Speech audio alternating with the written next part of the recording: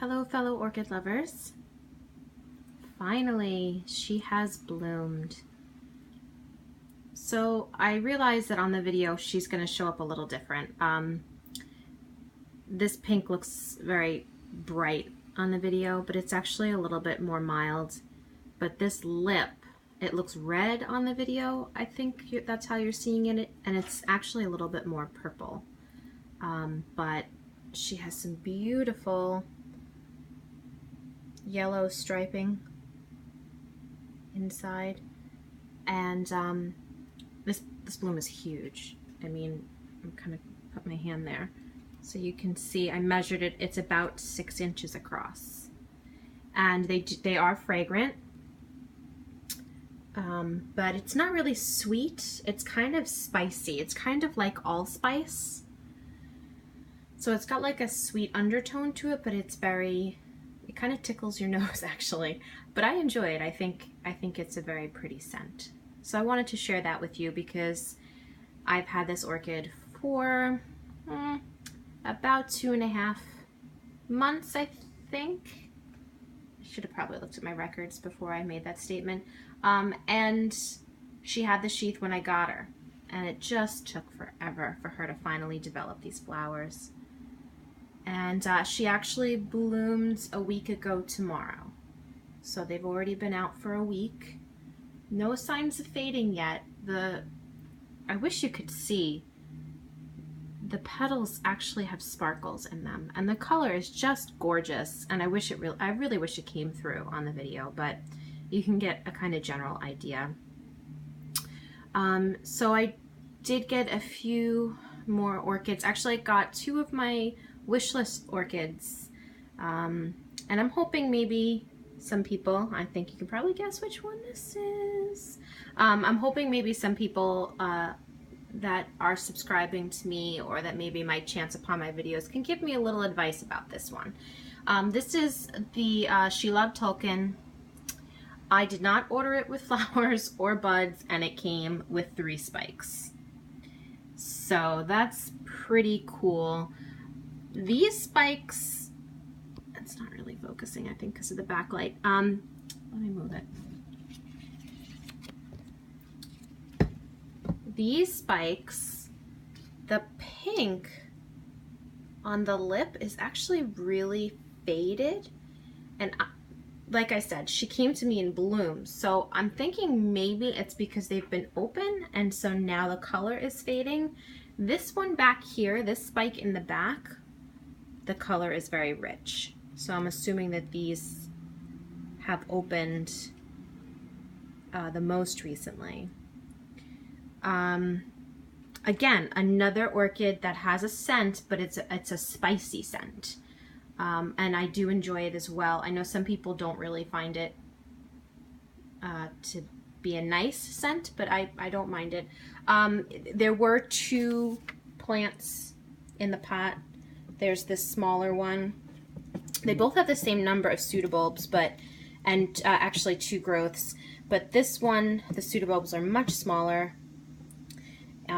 He does have 2 new growths here, one here and one here.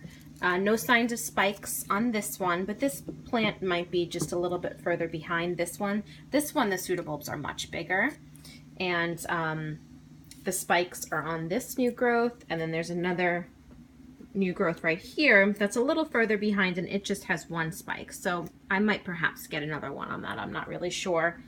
But yeah, she's beautiful, so I'm kind of excited. Also about where to grow her. Now, I follow Roger, and he has her up on a top shelf so she gets some light. And I know that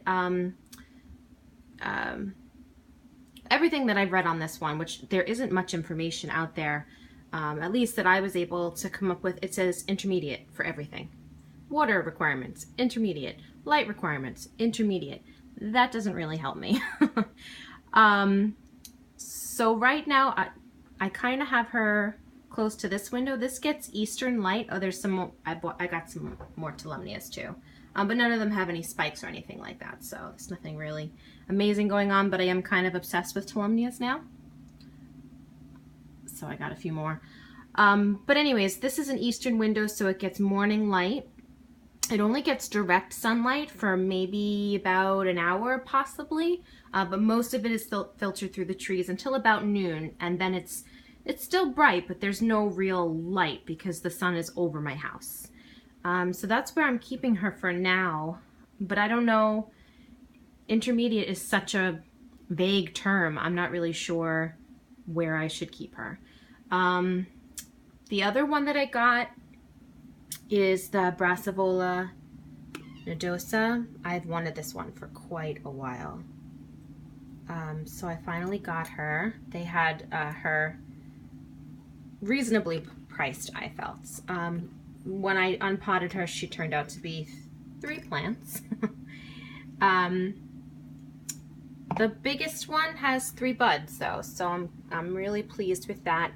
And then the smallest one has a new growth with a root with a green growing tip. See that right there in the front? That's a new growth, and that's her growing tip. So obviously a tiny plant, and it will take a while for me to be able to get anything out of her, but I'm still not displeased. Even though it is 3 plants, I did not choose a certain pot size like I did with the Cattleya that came in 3 pieces. So I'm not upset that there were 3 plants in there. It was just one general size, and I thought it was reasonably priced, and it came with buds. Coincidentally, the person that packed my shipment is the one that I like. She seems to give me really good plants, so I was really happy when I opened the box and I saw her name on the packaging slip. Okay, what else do I want to update you with? Over here, one of the Cattleyas that I got fairly recently, this is the Elsie Ida Elizabeth Enchanting. She had a couple of new growths, but now, it's just been about 2.5 weeks, she's developing what looks like sheaths on the inside of the 2 most mature of those new growths. There's another one over here. And the reason why I feel fairly confident to say that those are sheaths, is because it looks like this orchid has bloomed on every pseudobulb. And it's only a unifoliate. I hope I'm saying that right. It's not a bifoliate. So anything growing in the axis there, I'm going to say that that's a sheath. So I have 2 of her most advanced growths have sheaths. Now this one came to me really wrinkled, so I don't know if that's going to deform the flower sheath because the leaf is really, really wrinkled. I mean, really wrinkled. So we'll have to see how that goes. But I'm excited about that. So I'm assuming, judging how long my other Cattleya that had a sheath took to bloom, I'm probably looking at a fall blooming on this one. I can't imagine. I mean, I know orchids grow really quick in the summer, so maybe late summer, but we're already mid-July. Well, not mid-July, early July. So I think probably, you know, she's going to take some time. So I know I showed you, I have some really exciting news about some of my ICU orchids. I know I showed you last week that this one was getting roots, which they are bigger. But look at that in between her leaf right there.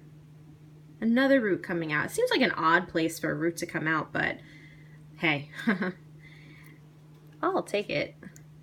So I'm excited to see that. But even more exciting than that, if you'll remember, this little guy, this is the one that I've had for over a year. And it's blurry, there we go. And it's just giving me leaves, not giving me any roots. Well, guess what? Look at that. You can't look at that because it's blurry. All right. That seems to work better when I put them down and I can focus. So there you have it, folks. Finally, a root. Finally. And then on the other side, it does, oops, it does look like the beginnings of maybe a few more coming out. So I am so happy because I have been fighting to save this orchid since I got it pretty much. And if I had any doubts about water culture, that definitely took those doubts away. I mean, not everybody can do it, not everybody has the right climate for it, but this orchid should be dead. I mean, it hasn't had roots for months. It's been growing leaves. Somehow it's been hydrating itself. I have been, like I said, putting those long strands of, you know, her old roots in the water, and she finally has a root. So I'm pretty excited about that. These two are in the Super Thrive. Again, I can't say that the Super Thrive solution is definitely the cause of those new roots and new leaves, because I know this is growing season for orchids, so it could very well be that they know it's warmer and it's time to grow, or it could be the Super Thrive. I'm still using the Super Thrive because it hasn't hurt the orchids. They're not showing any adverse signs, so it can only help in my mind. And then this update, which I'm so excited about, this is the Cattleya that I got a while ago at my home improvement store. She was on a back shelf. She was clearly forgotten about. Her pseudobulbs were so wrinkled. She had all the roots on this side were completely dead and just fell off. The roots on this side, there was one green one, but it shortly after I got it started to turn brown. And these are, I can't even tell you how papery they are. They're a mess. But I have been trying so hard to save this orchid, and I don't know why. It's this tiny orchid. It's probably not going to bloom for I don't even know how many years. But I wanted to save it, and I've been trying, and then I found this. Come on. Look. It's a new growth. She had eyes, and one of them has finally turned into a new growth. So she's starting to save herself. Hopefully shortly we'll see some new roots from there as well. But yeah, so there she is. I'm so excited about that. I was watering all my orchids yesterday, and well, I was watering the Phals because I do let them dry out. And there she was. And then this other one right there also looks like it's getting green and plump, so maybe I'll have 2 new growths. The pseudobulb was really badly desiccated when I got it, and it did plump up. So I guess it is getting hydrated. My method for hydrating this orchid seems to be working. Like I said in my last video, I really find that the Cattleyas I seem to have the most success with in water culture. So yeah, she's doing really good. Now, one of my subscribers did ask me about where I actually grow my orchids, because I frequently film them in my kitchen, but I don't grow them all in my kitchen. The Shari Baby that's here, and also the Sweet Sugar, those are in their spot. That's where they grow. They're right across from this eastern window that gets a lot of light during the day. Even when it's not direct light, it does get a lot of light. So they seem to be really happy with that. They're a nice green color. The spike on the Shari Baby continues to grow. So that seems to work for them. I do have an Odontoglossum that I've actually never shown you. I did get this one a while ago, and when I was doing a video where I was showing you my new orchids, I forgot about this one. So that's the one I have. And he lives up here. And there's a new growth that seems to be doing pretty good. It's growing. And it seems happy up here. So that's where that one lives. Then this over here, that's where I have my Miltoniopsis. And I bought this fan to just keep it constantly cool. So when my AC is not on, it's still getting some cool air. That's all that's left of my other Miltoniopsis, the yellow one, the Andrea West. I don't think she's going to make it. I don't know how she can make it with one leaf. But the pseudobulb is still firm, so we'll see. And then In this window over here, I have my Tolumnias. The whole collection is right there. My Maxillaria is up there. I have a few Cattleyas up there. The Maxillaria, I think I'm going to move down to the bottom because it does get more light on the bottom, and I know that they need a lot of light. And I know this is backlit right now and you probably can't see too much. I also grow in the other kitchen window. This window, it gets southern light, but at the very end of the day when the sun is setting, it does get some bright light. It gets like 30 minutes of direct sunlight, but it's a setting sun, so it's not too bright. As you can see, the molding's missing around the window. I just retiled my kitchen, so I have to put some moldings back. So I have my Phalaenopsis, or most of my Phalaenopsis, in this window, and then I also have my Saikou Marguerite. She's been there since I got her, and she's going crazy with her spikes, and she's very happy, so that must be the right spot for her. She gets the most light right there in that spot. I do have one of my Phalaenopsis here. Whenever they're in bloom, with the exception of the Young Home Sweetie and the Fuller's Gold Stripe, which I have in that kitchen window so that I can look at them while I'm doing the dishes.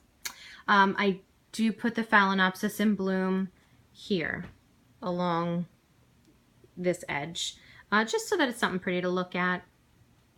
I have that window over there. That's where most of my Cattleyas and my Vanda are. And that gets western light, but it gets a really good portion of the day. It is filtered. When the sun sets, there is, again, about half an hour of direct sunlight, but it's the sun setting, so it doesn't seem to be a problem. And then these shelves that are along my living room wall, I have 1 or 2 Phalaenopsis on those as well. So just so that you know where I grow my orchids.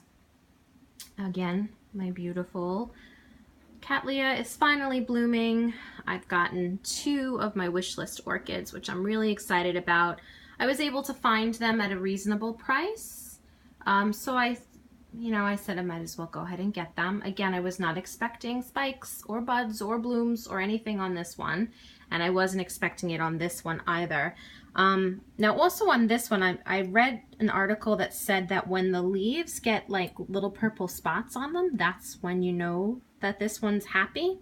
Again, I've never had this type of orchid. I've never had a Brassivola. So if anyone who does have this orchid knows if that's true or not, I do know it does like stronger light. Just let me know. And then also if anyone has any culture requirement tips on the She Loved Tolkien. Like I said, right now I'm keeping her in this eastern window. But if anyone has any culture tips on what they mean when they say intermediate light and intermediate water, I would appreciate it. I mean, I will continue to do research online, but it was so ambiguous, it was just kind of ridiculous. So if any of you guys have any tips for me, please let me know. Otherwise, that's my update. And, I'll keep you updated if anything else happens. Really excited about the changes in my ICU orchids that are doing better and getting the roots. Looks like that's a success. I don't want to jinx myself, but they seem happy, so we're excited about that. So if there's any other updates, I'll let you know. Otherwise, thanks for watching, and I'll talk to you next time.